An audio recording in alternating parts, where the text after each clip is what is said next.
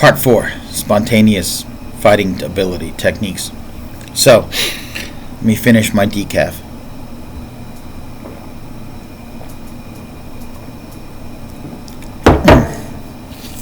Hint of turmeric in there, good for the heart. So, there have been other incidences, folks. There's been other times during sparring. There's been self-defense situations. There's been what I call kind of challenge match situations. There's sparring situations that turned ugly. There's even been times, for example, I was in jiu-jitsu class when I was an active participant, and I was crossing one area of the mat. I had finished a roll, and then, during the break, the 1 minute rest period, I talked with my partner, and I checked in with myself. I'm like, all right, this old shoulder, it's good, but I felt like I'd done enough rolls for the day, and if I'd gone further, there's a possibility I'd aggravate an old injury. So when the bell rang, I went to cross to go to where the wall is. We have mats on the floor, mats on the wall. People were sitting there talking, wanted to talk to a friend, and out of like the corner of my eye, 2 guys that had been rolling pretty hard, they were like purple belts, rolled rapidly towards my legs, and I picked up one knee and then hopped off of it to the other, doing like that. I call it the cat jump, and I literally leapt out of the way as I was talking to someone across there, and they just looked at me, and I'm like, I'm too fast, that's not going to hit me. And there are spontaneous reactions. I've heard Rick Hahn told me once that he was crossing a road in his neighborhood. He lived in a suburban region of Hamilton, and out of nowhere, like it was probably a drunk driver, came racing towards him, and he was kind of about to be blindsided, and he said he blacked out, and when he came to, he had literally jumped out of the way of the car, crossed the road, and climbed up a telephone pole. They have those little tines, I guess you'd call them, and he'd gotten to the top tine and not remember doing it. That's what they call unconscious competence. But I think beyond unconscious competence, there's a layer of what I call unconscious mastery, taken to a high level. So you train, but because all martial arts are based on movements done by human bodies and situations humans have been in, it is possible for you to utilize techniques that you've never been taught because they fit that situation and they're within your capacity. Like nowadays, if someone attacks me, even if I spontaneously get the idea to do a jump spinning hook kick, right? My body, I'm 53. It's probably not. I'm not going to be able to execute it. If I do execute it, it'll be low, and if I do execute it and succeed, I might not feel so good the next day, right? But even now, there was a situation recently where a shopping cart kind of rolled out of nowhere, and I just pivoted and side kicked it out of the way. At a place called Schnucks around here, right? So, you have this capacity. You have abilities. Also, do not underestimate the power of your mind to retain information and extrapolate. For example, I do this all the time. I get on the internet and I watch different martial artists. When I was in jiu-jitsu, I would watch different videos of techniques and people rolling, and sometimes I would try out a technique I saw and try to make it work, and once in a while it would just occur to me, and without trying I'd find myself doing something because I was in a situation that warranted it. One that comes to mind is there was a guy that was training at the gym at the academy who was a football coach here at Mizzou. He was a strength and conditioning coach, strong guy, jacked, and he had me set up for an Americana, and I had actually seen this. He's getting ready to bend it back, and I actually seen this on a video. I reached over and I grabbed the sleeve and I yanked my hand in and I secured it. And he didn't see me grab the sleeve. And again, I didn't consciously think of it. It just occurred to me, but I had seen it once in a video. And he just pulled back did you just muscle your way back from an Americana? I'm like, he didn't see me grab the sleeve. I'm like, oh yeah. He's like, God damn, you're strong. I'm like, well, I got to work on it, coach. I got to work on it. And distracted him long enough for me to wiggle out. All right. Things like Pak Sao, Bong Sao, right? I find that after I watched Chilala, as I was coaching kickboxing, and sometimes I do exchanges where I'm like, come at me with 3 things and I'll come at you with 3 things, and we'll go slow and maybe we'll speed up. I do that sometimes, that I could incorporate more of my Wing Chun techniques after watching Chilala than before, because he was he was trying strategies I hadn't tried, and I use Wing Chun in boxing and in self-defense. All right, I've hit people in the face with Wing Chun and completely stopped them. Okay. Jeff Chan, MMA Shredded. He's a young, agile guy. He's fit. He's got a very different build than me. But you know what? I watch his videos, and sometimes I'll be like, okay, let me try and incorporate that into a drill.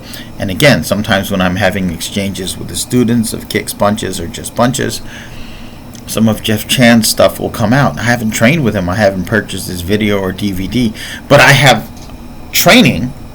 My body is still capable of executing many of these moves. I'm a different height than him. But sometimes by observing it, if your mind and your body are capable of things, it can incorporate it. When I was really into Kung Fu, I would watch more and more Kung Fu movies. I still love Kung Fu movies, right? And, my sparring would get more Kung Fu-y, even before I took Kung Fu. I love Kung Fu movies so much that I would sometimes attempt things in sparring, and sometimes they would happen. Right?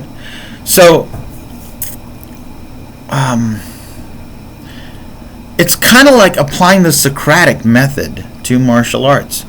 Once you learn basics, and I believe in forms and prearranged techniques and things as a way of getting in information, but now you've got to go use and apply information. You've got to develop attributes, and you've got to apply, use, and live the information.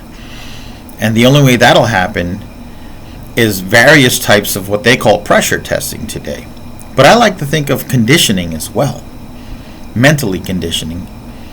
So, for example, an incredibly valuable method is low pressure testing, making the pressure even lower than it would be in combat or in typical training, where the punch comes at you slow and you respond slow, and you're practicing, and you even make a little contact.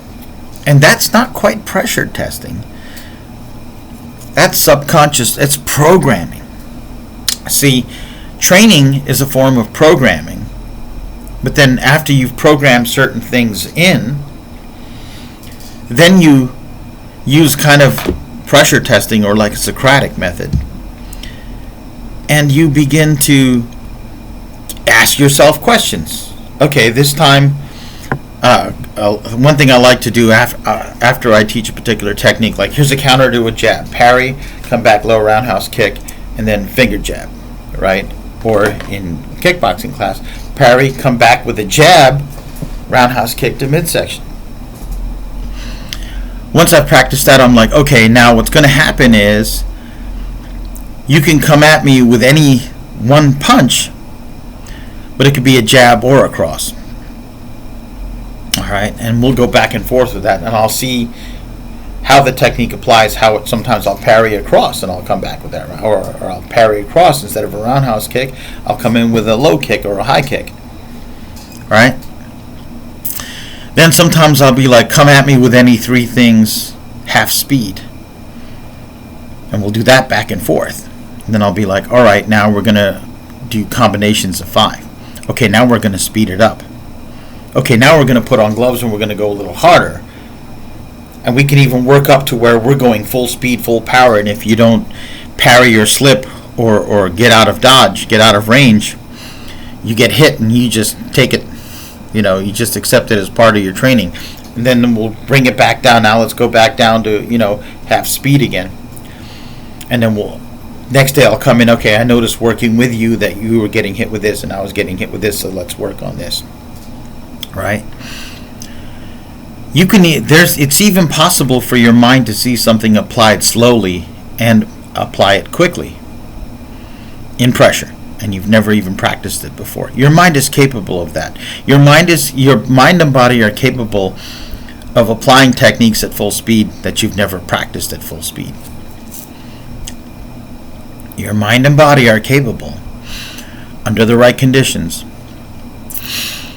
of developing variations of a technique. And so, if you methodically train being unmethodical, if by giving yourself situations and giving yourself the freedom to fail, you develop that spontaneous ability. I love applying Ed Parker's principle of language to martial arts. I'll be like, here's a technique, cover. From the cover, I'll come down with a palm smash, a reverse punch, and then boom, a roundhouse kick. I'll make that a technique. Cover, palm, boom, roundhouse kick. Right? Now I'll be like, let's add a prefix. How about before the cover, I do a side kick, and then I do a cover because maybe he tries to counter the side kick or he counters this way, and then I do the technique. I'll be like, okay, now practice the technique. Prefix is what I meant. Add a prefix. Kick, cover, palm, strike, strike. Add a prefix before it. It could be punch, punch, go into it. Then I'll be like suffix. So I'll be like 1, 2, 3, roundhouse, add a spinning back kick to it. Right? Cover, palm, strike, pivot, do a kick off this leg. Right? And what I'm doing is I'm adding prefix. And then I'll be like, let's practice a combination back and forth with each other.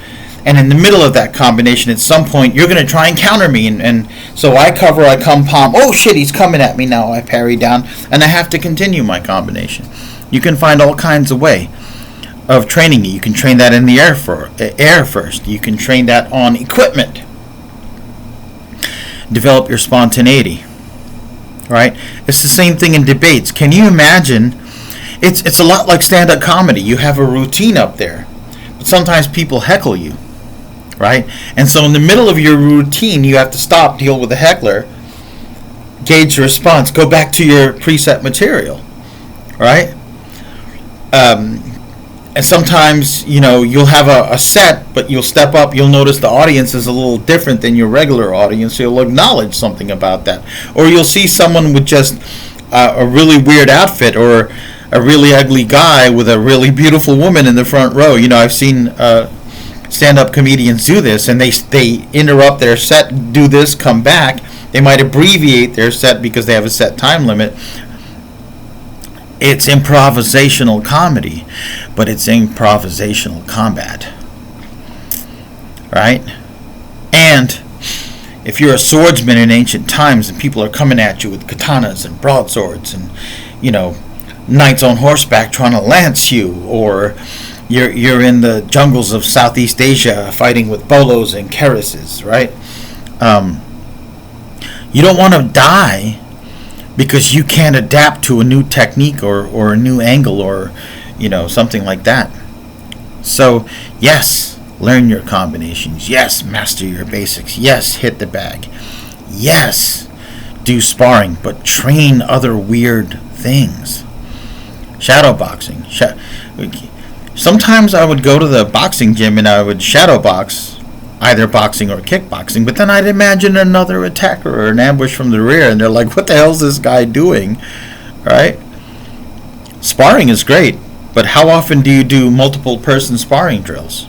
One-steps are great. Preset blocking combinations with each other are great. But how often do you do it with 2 people, 3 people? Can you imagine if in the middle of sparring or grappling you pulled out a rubber knife? Right? All these things. You get good at being spontaneous, accessing no mind, accessing spontaneity, natural law, whatever you want to call it, by putting yourself in situations that are uncomfortable, that are weird, that within regulation are unregulated. All right, I could go on forever. This is a deep topic, but this is the dive I'm doing today. I hope you guys enjoyed that. All right, and if you have questions, ask me questions. I have many methodologies for training this, and like I said, if someone wanted to set up a seminar where we did this alone for 4 hours, we could do it. We could expand on it 2 days in a row. If someone covers my expenses, my room and board, and gives me a seminar fee, I'll travel anywhere if you can get me there. All right. If I'm going overseas, you got to help me, get the visa and everything. All right. So y'all have a good day.